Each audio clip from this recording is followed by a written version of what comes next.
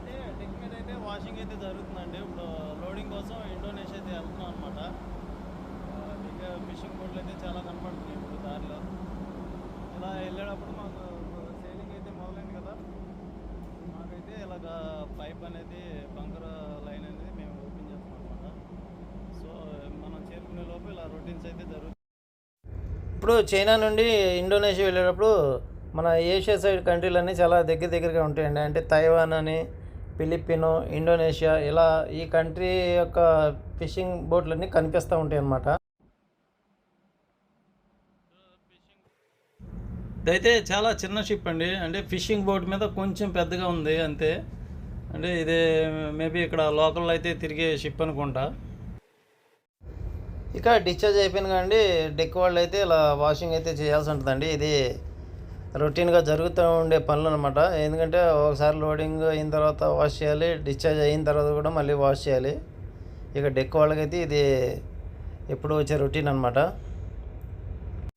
మళ్ళీ ఇప్పుడు ఇండోనేషియాలో లోడింగ్ కోసం అయితే వెళ్తున్నాం కదా, మరి ఈ లోపు అయితే మనకి అంతకుముందు ఉన్న కార్గో అనేది ఏమీ కనిపించకూడదు అనమాట. అందుకని వీళ్ళు ఇప్పుడు ఈ వాషింగ్ చేసి మళ్ళీ హ్యాచ్లు అయితే రెడీగా ఉంచాలి. ఇలాగా ఏదో ఒక మెయింటెనెన్స్ అనేది జరుగుతూనే ఉంటుందండి షిప్లో. ఇక ఇదైతే హ్యాచ్ క్లీనింగ్ అనేది కంపల్సరీ. ఇది హ్యాచ్ ఓపెన్ చేసిన తర్వాత కింద హ్యాచ్ కింద అలాగైతే ఉంటుందండి, చూడొచ్చు మీరు.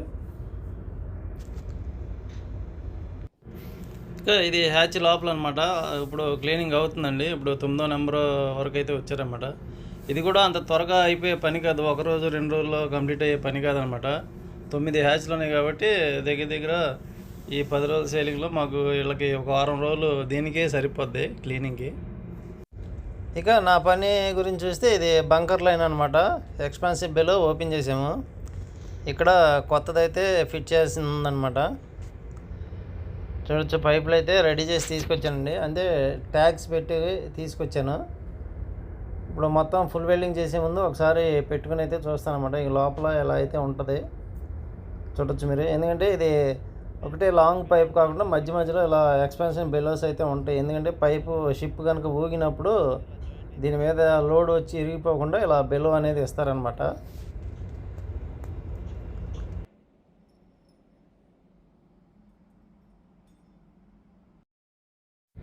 ఇది ఎక్స్పాన్షన్ బెలో యొక్క కవర్ అండి. దానికి యాక్చువల్లీ పైపుకి కొంచెం లూజ్గా అయితే ఉండాలన్నమాట. అది ఎగ్జాక్ట్లీ సైజ్ అయితే ఉంది, అది పైప్కి అయితే లోపలికి వెళ్ళట్లేదు. ఇప్పుడు అందుకని మనం లేత్ మిషన్ మీద దాని డయా కొంచెం పెంచుకోవాలి.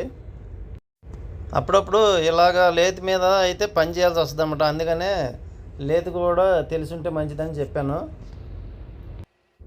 ఇప్పుడు మనం లేత్ మీద కొంచెం డయా అయితే తగ్గించి తీసుకొచ్చాను, చూశారు కదా. పైప్ మీద ఫ్రీగా అయితే వెళ్తుంది అనమాట.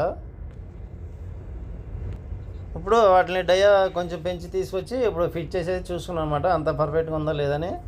ఇప్పుడు కూడా ట్యాగ్ మీదే ఉంది అది ఫ్లాంజ్లు. ఇప్పుడు వెళ్ళి మనం ఫుల్ వెల్డింగ్ అనేది చేయాలన్నమాట. చూశారు కదా, ఇప్పుడైతే వీటిని ఫుల్ వెల్డింగ్ చేసి తీసుకెళ్ళి ఇప్పుడైతే ఫిక్స్ చేసేస్తాను.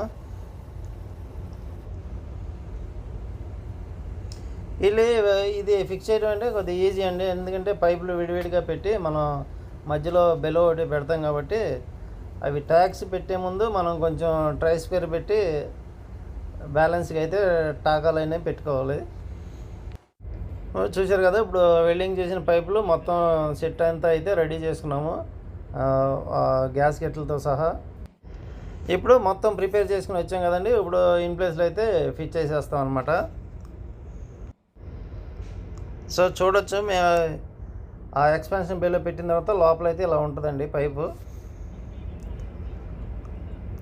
అలా పైప్ మీద రబ్బర్ ప్యాకింగే స్ట్రాంగ్ అయితే దానికి సపోర్ట్ అనమాట. అక్కడ నుండి లీక్ రాకుండా ఆపడానికి రబ్బర్ ప్యాకింగ్ అని ఇస్తాడు. చూసారు కదా, ఇప్పుడు పైప్ అయితే ఫుల్గా ఫిట్ అయితే చేసాము.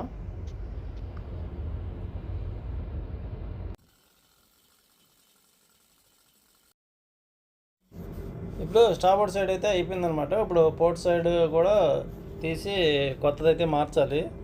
ఇప్పుడు ఆల్రెడీ తీసేసామన్నమాట పైపు, ఓల్డ్ పైప్ ఇది. ఇక్కడ వీళ్ళైతే ప్లాన్ చేసే సర్ఫేస్లో అయితే క్లీన్ చేస్తున్నారండి నీడిల్ గన్స్తో, చూడొచ్చు మీరు. ఇంకా ఇక్కడ కొత్త పెట్టాల్సిన పైపులు కూడా అయితే రెడీ చేసి తీసుకొచ్చామన్నమాట.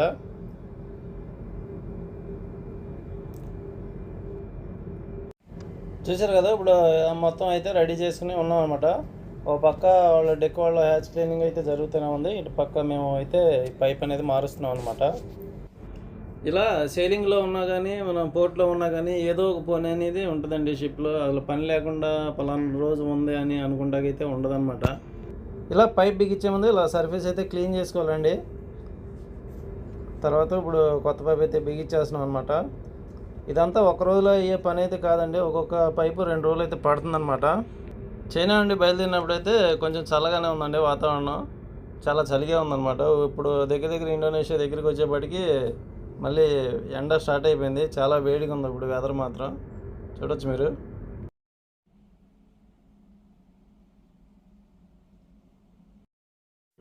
చూశారు కదా, ఇటుపక్క కూడా అయిపోయింది అనమాట పోర్ట్ సైడ్. ఇది అంతకుముందు అయితే స్టార్బోర్డ్ సైడ్ చేసాము, ఇది పోర్ట్ సైడ్ అనమాట. ఈ లైన్ ఏంటంటే బంకర్ లైన్ అండి, అంటే షిప్కి ఆయిల్ తీసుకుని ట్యాంక్లోకి వెళ్ళే లైన్ అనమాట. ఆ లైన్లో ఇవి మార్చాము.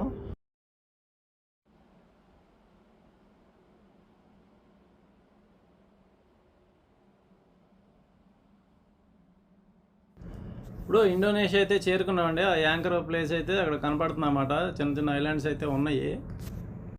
ఇక్కడ కూడా యాంకర్లో లోడింగ్ అని అంటున్నారు. ఆ యాంకర్ కూడా ఉంటుందని చెప్పి అంటున్నారు. చూడాలి ఎన్ని రోజులు ఉంటుందో. ఇక అది మనకి యాంకర్ వేసిన తర్వాత కానీ కరెక్ట్ డీటెయిల్స్ అయితే తెలియదు అనమాట. ఇక్కడ బోసన్ అయితే యాంకర్ స్టేషన్స్కి రెడీగా ఉన్నాడు అనమాట. సో ఇప్పుడు ఇండోనేషియా అయితే చేరుకున్నామండి. ఇండోనేషియాలో కూడా యాంకర్లో లోడింగ్ అయితే అంటున్నారన్నమాట. చూడాలి. సో ఈ కాంట్రాక్ట్ కూడా కొత్త అనుభవం అనమాట. షోర్లీ వెళ్లకుండా మాకు షిప్లోనే గడిచిపోవడం అనేది. సో ఇండోనేషియా చేరుకున్నాక ఇండోనేషియా విశేషాలు ఏంటో తర్వాత వీడియోలో అయితే పెడతాను. సో గైస్, ఈ వీడియో కనుక నచ్చినట్టయితే ఒక లైక్ చేసి సబ్స్క్రైబ్ చేయండి. Thank you for watching.